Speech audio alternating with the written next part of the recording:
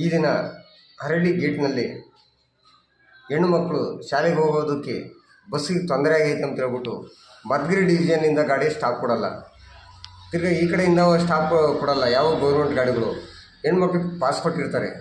ಆದರೆ ನಮ್ಮ ಜಯಚಂದ್ರ ಸಾಹೇಬರು ಒಂದು ಲೆಟ್ರ್ ಕೊಟ್ಟಿದ್ದಾರೆ, ರೂಟ್ ಮ್ಯಾಪು ಕೊಟ್ಟಿದ್ದಾರೆ.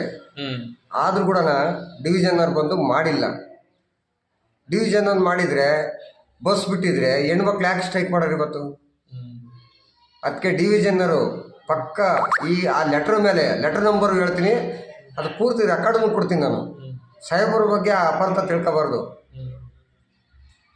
ಅಪಾರ್ಥ ಯಾಕೆ ತಿಳ್ಕೊಬೇಕು? ಅವ್ರು ಕೊಟ್ಟಿದ್ದಾರೆ. ಅವರು ಖುದ್ದಾಗಿ ಬಂದು ಅರಳಿಗೇಟಲ್ಲಿ ಹುಡುಗರು ಇರೋದು ನೋಡಿ, ಹೆಣ್ಣು ಮಕ್ಳು ಇದಾವಲ್ಲ ಗಂಡು ಮಕ್ಳು ಇದಾವಲ್ಲ ಇಲ್ಲಿ ಅರಳಿಗೇಟು ಸರ್ಕಲ್ ಅಂತ ಹೇಳ್ಬಿಟ್ಟು ಲೆಟ್ರ್ ಕೊಟ್ಟಿದ್ದಾರೆ. ಆಲ್ರೆಡಿ ಕೊಟ್ಟರು ಕೂಡ ನಾವು ಬಿಟ್ಟಿಲ್ಲ ಅಂದಮೇಲೆ ಸಾಹೇಬ್ರ ಮೇಲೆ ಅಪಾರ್ಥವಾಗಿ ಮಾತಾಡಬಾರ್ದು.